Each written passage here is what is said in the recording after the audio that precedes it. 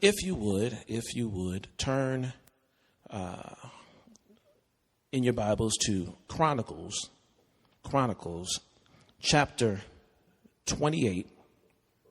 First Chronicles chapter 28. And we're going to read verses 20 through 21. Then we're going to jump over to the next chapter, 29, and run down 1 through 3. And we're going to focus on the third verse in Chronicles 29. You got it? Amen. You there? Yes, sir. And it reads, "And David said to his son Solomon, be strong and of good courage, and do it. Do not fear, nor be dismayed, for the Lord God, my God, will be with you. He will not leave you nor forsake you until you have finished all the work of the service of the house of the Lord. Here are the divisions of the priests and the Levites for all the service of the house of God. And every willing craftsman will be with you for a manner of workmanship, for every kind of service. Also, the leaders and all the people will be completely at your command." 29. "Furthermore, King David said to all the assembly, my son Solomon, whom alone God has chosen, is young and inexperienced, and the work is great." Vision, I'm going to say that one more time. The work is great. Because the temple is not for man, but for the Lord God.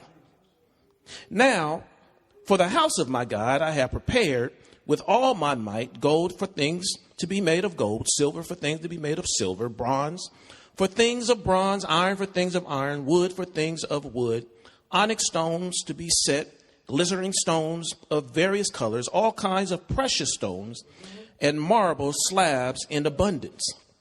Watch this. Moreover, because I have set my affections on the house of my God, I have given to the house of my God, watch this, over and above all that I have prepared for the holy house, my own special treasures. I'm going to read that one more time. Over and above all that I have prepared for the holy house, my own special treasures. You may be seated.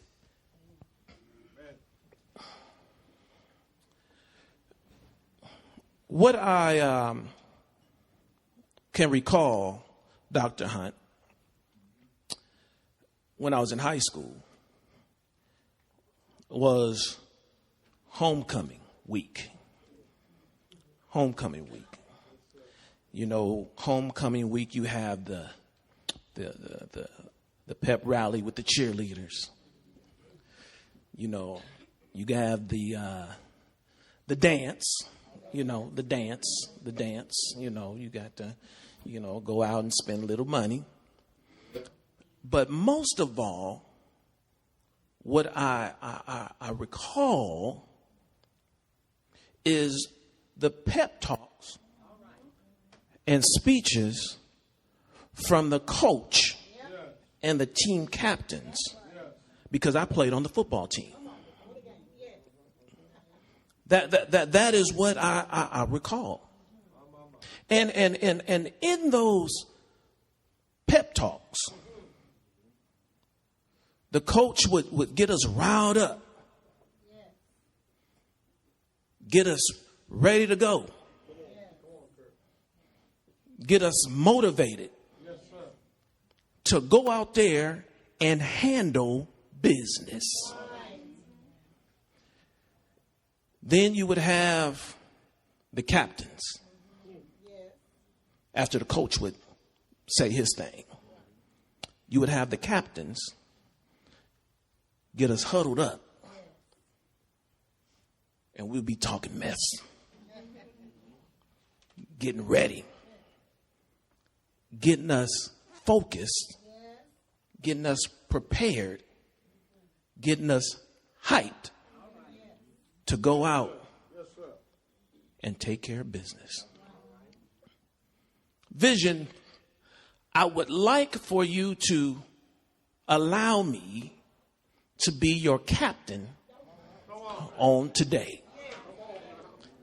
I would like y'all to allow me to be that individual that's going to hype you up, get you motivated, get you ready to go out and take care of business, get you ready to take care of the work that is at hand for this ministry. 14 years of ministry. That lets me know, Dr. Hunt, y'all are doing something right. 14 years of ministry. That's a long time. Some churches haven't been open for 14 days, let alone 14 years. So, Vision, y'all are doing something right. Bless to be a blessing. Bless to be a blessing. It is my goal, Vision Church, is to have you focus in on what God has called you to do to keep this ministry thriving and being a blessing to this community. We all can agree that God has blessed both you and I to be a blessing to someone or something. To be, as we say, a good sower of good seed. And being a child of God, we know he will supply the seed to sow. 2 Corinthians 9 and 10. Now he who supplies seed to the sower and bread for food will supply and multiply your seed for sowing and increase the harvest of your righteousness. So here it is. When we give service, when we give our special abilities and give our substance to God's work, he will multiply the results beyond the expectation of natural cause and effect. I'm going to give this little bit here for free. Here it is. It's not the quantity of the seed. There you have it. It's the quality of the seed that you're giving. Where is your mindset when being a blessing? Where is your mindset when being a blessing? A blogger by the name of Shelley Bullard wrote, and I quote, "To give comes from a place deep within us that wants to share what we have with another person.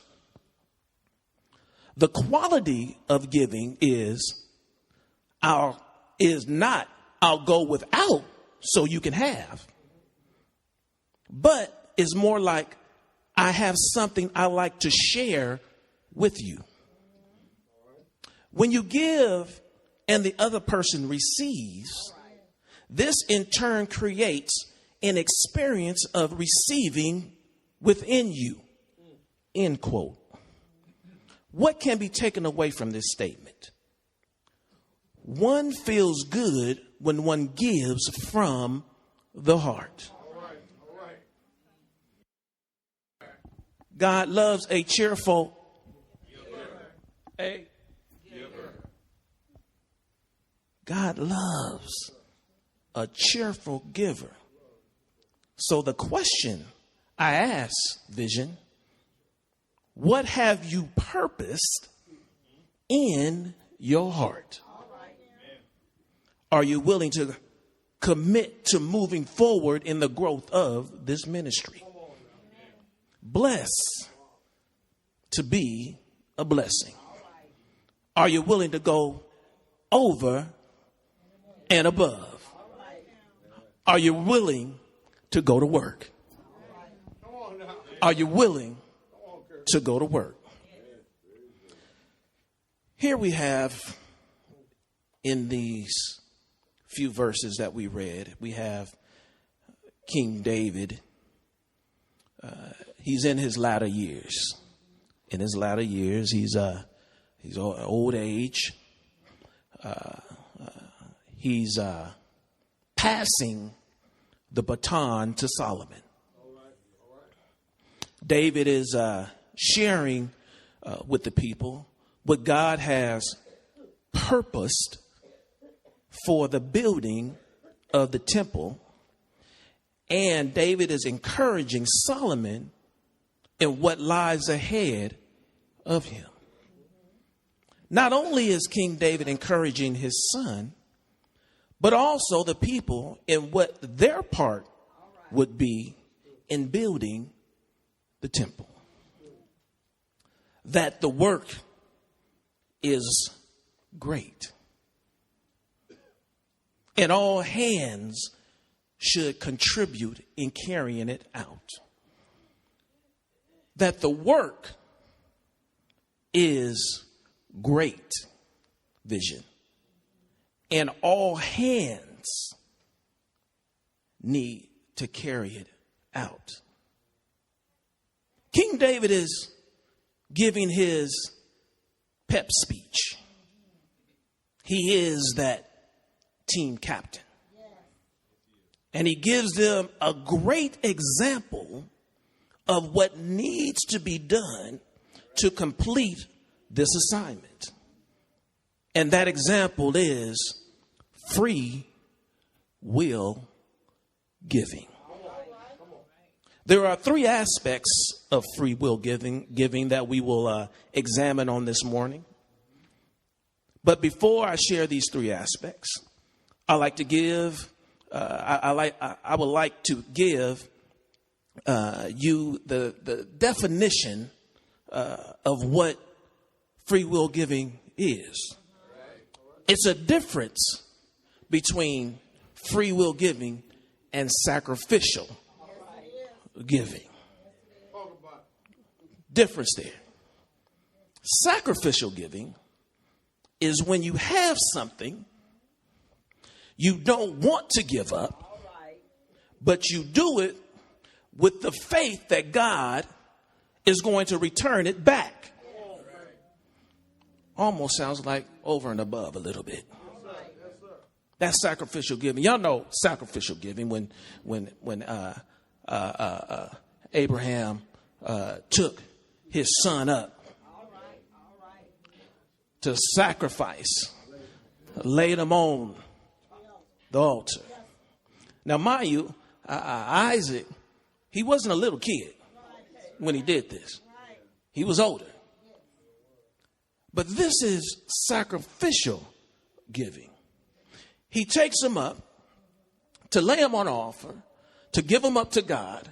He don't want to do it, but he's doing it in obedience with faith that God is going to replace that thing. And we all know the story. The ram is in the bush. Sacrificial giving. Sacrificial giving. Sacrificial giving. Free will giving. Free will giving is when you do have something to give up, and it's not a strain,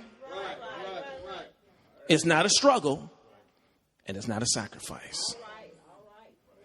But when you do this, you do it because you see a need. You do it because you see a need. My mama gave me that one right there. She gave me that. She gave me that point. She gave me that point. She gave me that point. Got to. So we're clear. We're clear on sacrificial giving and free will giving. Okay, we clear. Pastor, you want to hear that one more time? Free will giving is when you do have something. When you got it. Listen to me. When you got it and you give it up and it's not a strain. It's not a struggle. And it's not a sacrifice. You got it. You're not tripping. You got that thing. You're not straining. You ain't struggling. But you got it. You got to get that, y'all. You got to get that thing. Let that marinate for a little bit. Let that marinate. Now, the three aspects of giving. The first one is time. It's time. It's time. Time. A period during which something is used or someone is available for use. Giving. Time. I'm giving my time freely.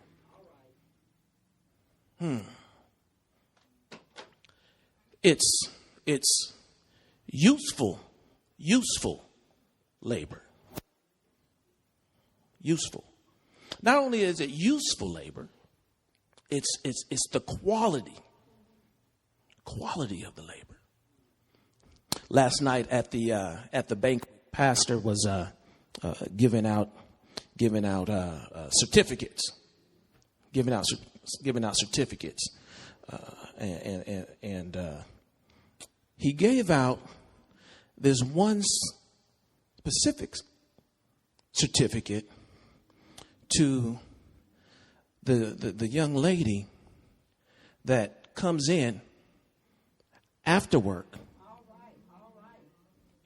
and cleans up and gets the sanctuary ready for y'all. She carved up some time.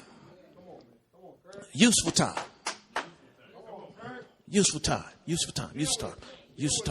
She said, "Look at here. I have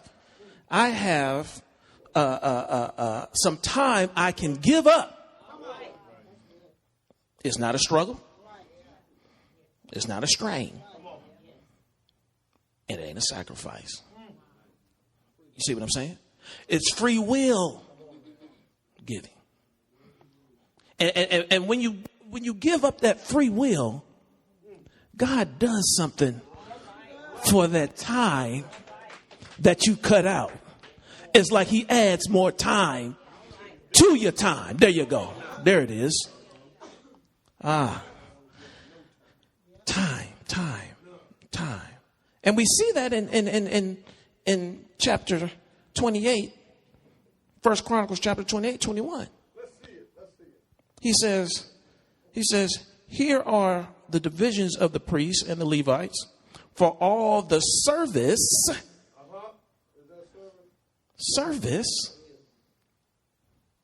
of the house of God. Service. There it is. Service. Time. Are you carving out time for the kingdom? It's not about me. It's not about the building. And as quiet as it's kept, Pastor, it's really not about the man of God. It's about God. Work. Amen. Are you carving out that time? Let's see here. This right here is going to be for the leaders, for those who are, as he says, holding up the arms of the man of God. Here you go. Are you giving up your service to help the man of God run the house of God? I think that's a check right there, you know. That's a check right there. That's a check right there. Let me share something with some of the men of God. I serve under 3 pastors.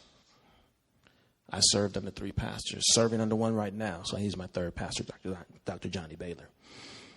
And in my service, I know what my role is to the man of God. I know what my role is.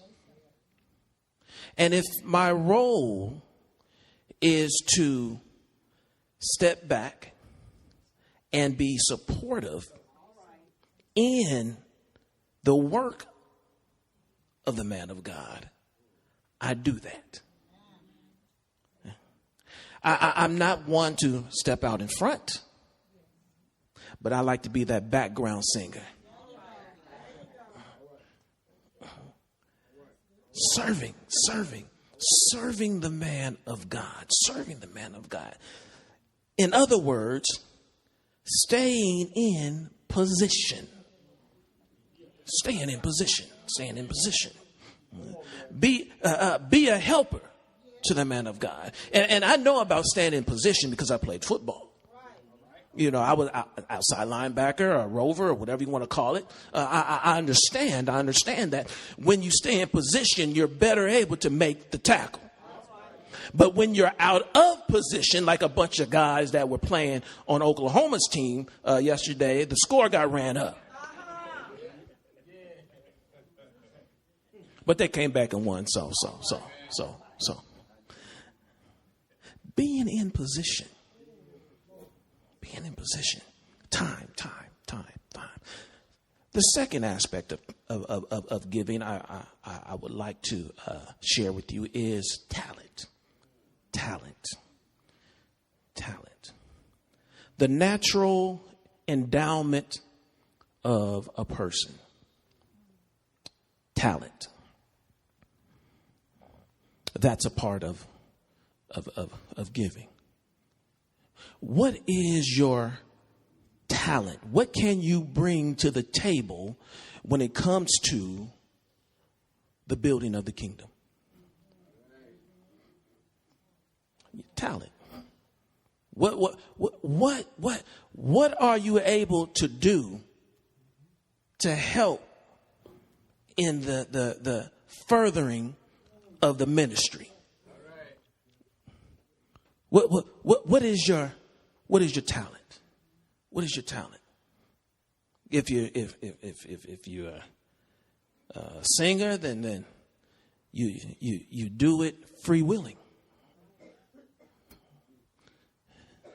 And if you're a singer and because I can't sing for nothing, that's not my talent. Again, stand in your lane. Stand in your lane. Stay in your position. Stand in your position. You know that's a talent. You're bringing that gift to the building of the ministry. And just to let some of you guys know, there's a lot of times where people join the church not because of the preaching, but because of the praise and worship. That's real. That's real talk. That's what gets them. That's what draws them in to hear the word. The talent. Another talent you may have is hospitality. Do you know it takes a strong person to stand at the door and usher y'all in Y'all angry, y'all mad. You know, they standing on their feet. Come on now. It takes a strong individual to have to deal with it. Y'all don't want to sit where they tell you to sit. Or say y'all got special sheets. Come on now. Come on, talk to me. Talk to me. Hospitality ministry. Amen. Hospitality ministry.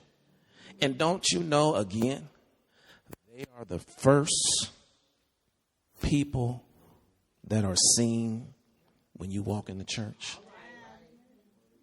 They got to be on point.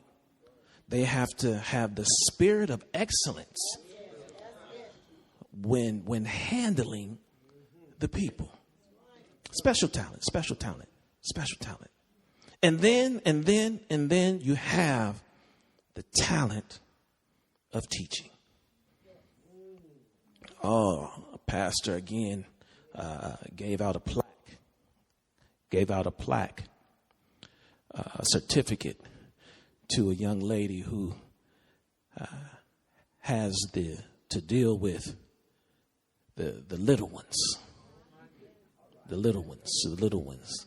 You know, you gotta have you gotta have thick skin sometimes to deal with some little ones. Amen. Baby kids, that's what they call them, baby kids. You have to have the ability to have patience. You have to be caring. You have to be loving. And that's a talent. Amen. Amen. Because sometimes I'd rather deal with the kids than I would the adults. Come on now. Talent, teaching.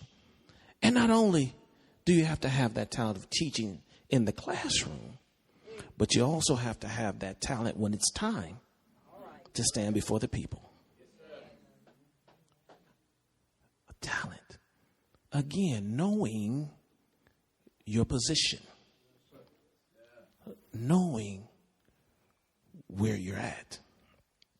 Talent. So we have time. We have talent. Now we're going to look at treasures. Time, talent, treasures. Time, talent, treasures. Treasures, something of great worth, value.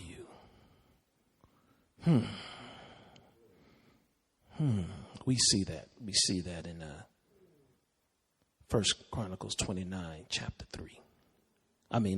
Verse 3. Chapter 29, verse 3. What is treasures? Treasures can be inheritance. Treasures could be a savings. Treasures can be something stored up. Treasures is substance. Your substance. Your substance. It is that one thing you can go without at least once a month. Well, what are you talking about, preacher? For me, it's a round of golf, a nice tailored suit, or even a night out having dinner and a movie. Substance. You got to use those. You got to use that thing when you want to enjoy yourself, because ain't nothing free. Well, for you, it might be, that designer bag. I don't know, Sister Hunt. I don't know. Or Deke, it could be that, that ball suit that you want. I don't know. But whatever it is, It's something that you can go without in the building of the kingdom of God. Substance. King David demonstrates this type of giving, which is free will giving of your treasures. King David demonstrates this type of giving in chapter 29, verse 3. It's not a strain, it's not a struggle or a sacrifice. Watch this. He says in chapter 29, verse 3, he says this. He says, moreover, some translations read besides. For the Bible thumpers and note takers, both words are synonyms for the phrase over and above. This phrase is continuance and persistence. So what am I saying? In David's example, he is letting the people know that he is going above what he has already done. He is still persistent in the things of God. It goes on to read, in my devotion, affection, some translations, on the house of my God, I now give my personal, there it is, that word, treasures. His personal treasures of gold and silver. For the temple of God. He gives his personal treasures, his substance, to the temple of God. Sounds like an inheritance. Sounds like a savings. Sounds like it's something stored up over and above everything I have provided. Here it is. I'm going above. I'm going on top of. Okay, no, I'm going beyond. No, in addition to what I already, watch this, purposed in my heart. David says, I'm going above, on top of, beyond, in addition to what I already purposed in my heart. I'm doubling up, y'all. I'm doubling it up. It's not a strain. It's not a struggle. It's free will giving because of his affection and his loyalty to the things of God. David is pleased with his offering. Are you pleased with your offering?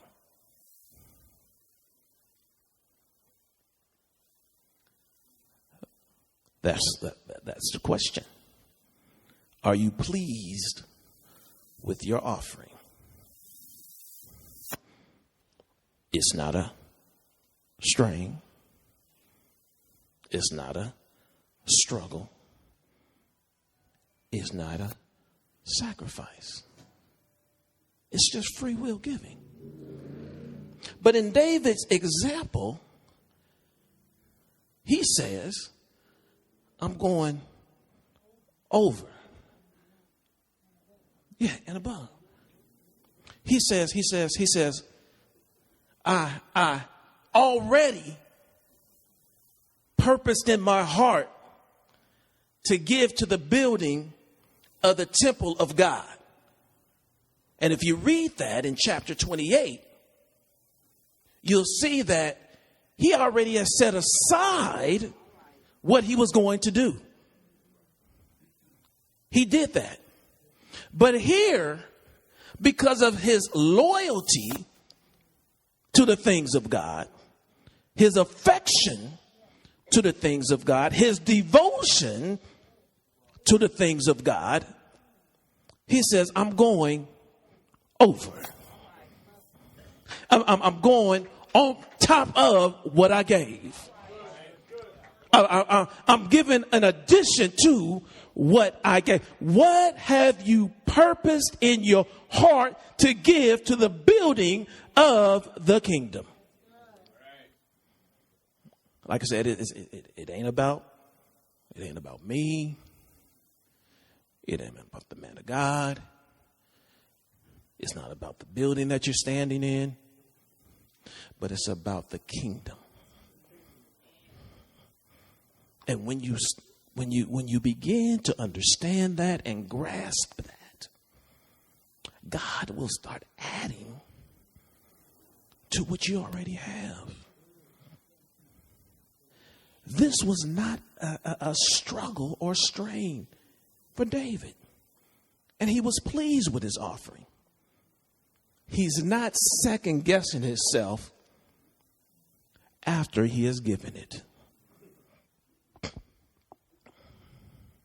How many of us second guess ourselves after we give our offering?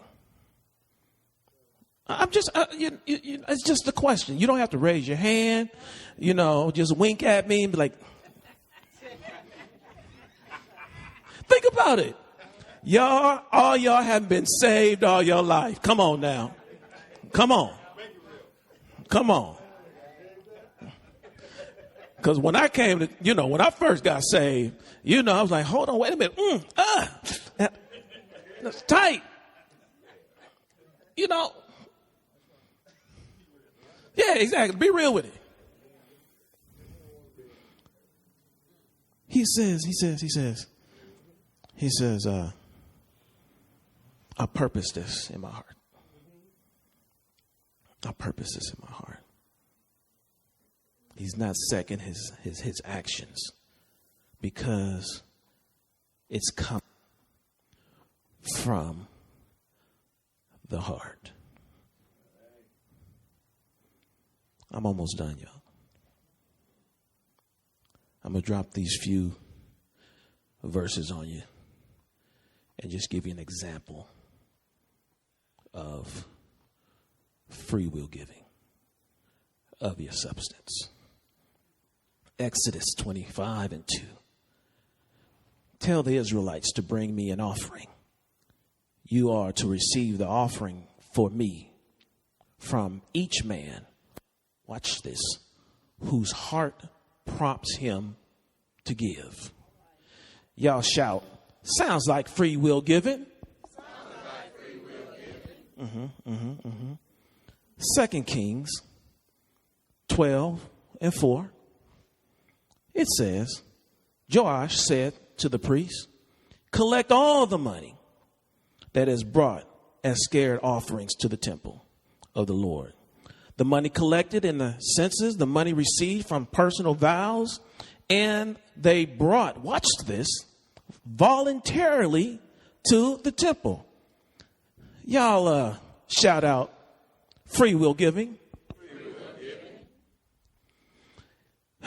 And I'll save this verse for last, Pastor. Right where we're at. If we go down 6 verses.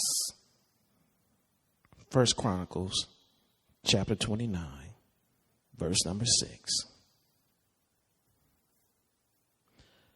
Then the leaders of the families, the officers of the tribes of the Israel, of the commanders of thousands and commanders of hundreds, and the officials in charge of the king's work gave willingly.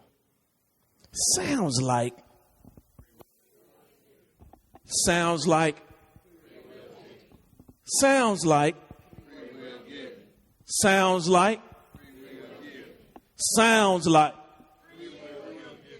y'all can do better than that.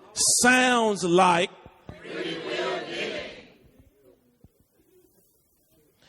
you want to know why I saved that one? There you have it.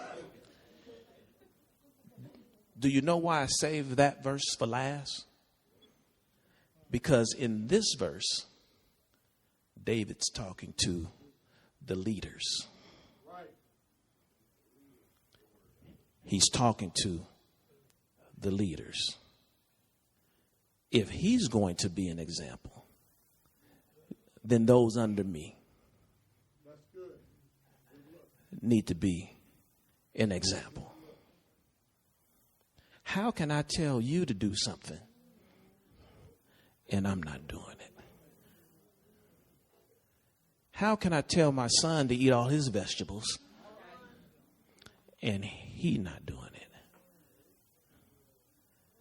How can I tell my son to go take a shower and I'm not doing it? How can I tell my son to go pray and I'm not doing it? How can I tell my son to give and I'm not giving?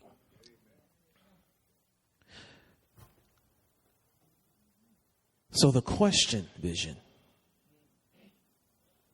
the question is asked on today. What has God purposed in your heart to go over and above? I'm done. I came out here not to just preach, Pastor. I thank you for the opportunity. Appreciate it. But even if I didn't come, I still was going to bring an offering. Free will giving. I didn't come to be blessed, but I came to be a blessing.